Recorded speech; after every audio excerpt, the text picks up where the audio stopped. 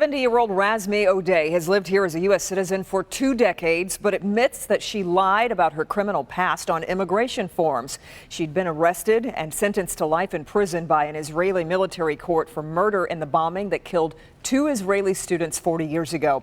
Her case received a lot of attention, and Local 4's Rod Maloney is live downtown with more on today's sentencing. Rod?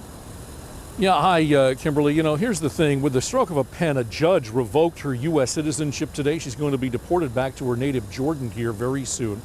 But in the meantime, Rasmea Odeh has a lot of supporters, and as they have done since 2014, they have been here today, and they were very loud in their support of her, despite the fact that she pleaded guilty.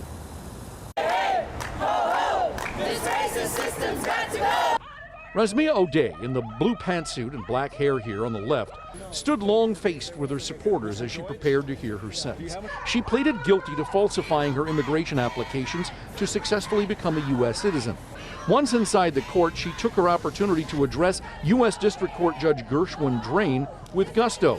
She said, quote, "Dreams were turned into a nightmare as Zionists killed women and children without consideration and turned us into strangers in our own country," end quote. She continued, quote, "The Israeli occupation of Palestine is a crime." But Judge Drain interrupted her, not once or twice, but 3 times, telling her, quote, "You're going over history. This case is about false and intentionally, deliberately false statements only," end quote. He threatened her with contempt of court charges. So Odeh concluded with one last thing, quote, "I'm not a terrorist. My people are not terrorists," end quote. Judge Drain responded by saying, quote, "This is not a political forum to fan the flames of the Palestinian and Israeli disputes," end quote. Drain sentenced Odeh to time served and suspended her bond, saying that she's now under Immigrations and Customs supervision until her deportation. Odeh spokesperson Hatem Abadaya calls the case an injustice. I mean, we've said from day one that this is not an immigration case, that this was a case of overreach by the government repression against her as a Palestinian legend, really an icon in our community. Now, Judge Drain also fined her $1,000, saying essentially that he cannot just let her go with the time served that he did give her, because he said that people need to understand that you cannot lie on your immigration forms and that this is a deterrent to doing that.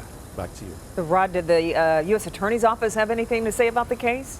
Yes, they put out a lengthy statement this afternoon, and basically what they said is that Odeh, it's indisputable that she was involved in a bombing that killed 2 Israelis back in 1969. There were 2 separate bombings, one at the British Embassy and also at a shopping mall, and they say that she knew that she had been sentenced to death, or not sentenced to death, but sentenced to life in prison, had been traded in a prisoner's swap, and that when she came to come into this country, she knew full well that she'd been arrested and that she was not allowed into this country as a U.S. citizen. She lied in her forms, and they say that is why she's being deported back to Jordan.